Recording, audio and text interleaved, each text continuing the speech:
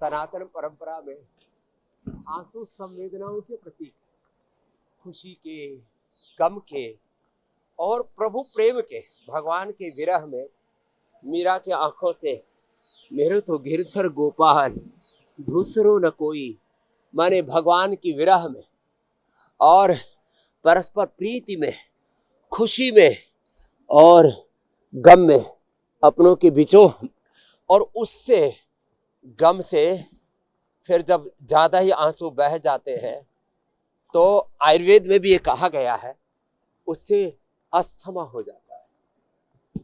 उसमें जब ज्यादा दुख बढ़ जाता है तो उससे अति चिंता से वात बढ़ जाता, अर्थराइटिस हो जाता है। तो जो बहुत ही गमगीन होकर के रोते बिलखते रहते हैं, किसी के जवान बेटे की मौत होगी, किसी के पति की, किसी की पत्नी की, छोटी उम्र में ही बच्चों की मौत हो गई, माँ बाप रो रहे हैं, माँ बाप की मौत होगी, बच्चे रो रहे हैं, तड़पते बिलखते उन बच्चों को, किसी को अर्थराइटिस, चिंता से वात रोग बढ़ता है। तो आयुर्वेद में कहा कि जब ज्यादा कोई गमगीन रहता है उसको अर्थराइटिस हो जाता है।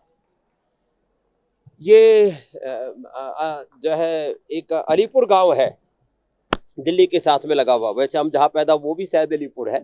तो वहाँ पर मैं एक घर में था, आज से 30 साल पहले की बात है।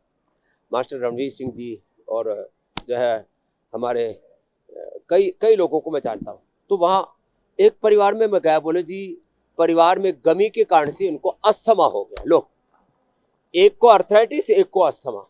तो ये रेस्पिरेटरी सिस्टम पर, हमारे पूरे बॉडी के जो साइटोकाइंस हैं, जो हमारे शरीर की जो पूरी संवेदनाएं हैं, उनके अनियंत्रित होने से अस्थमा और अर्थराइटिस हो जाता है। बाकी ब्रेन डिसऑर्डर्स तो होते ही हैं, ये तो आयुर्वेद सम्मत भी है कि स्ट्रेस, एंजाइटी, ग्लूकोमा, कैटरेक्ट और फिर आंखों में कलर विजन, डबल विजन, ये सब तो होता ही होता है। और ब्रेन स्ट्रोक, हार्ट अटैक, ये तो कॉमन प्रॉब्लम है। इसलिए आयुर्वेद में सदियों पहले इसको अनुभव तो कर लिया था, लेकिन टेस्टिंग किट का ये नया आविष्कार हो रहा है, उसका स्वागत है।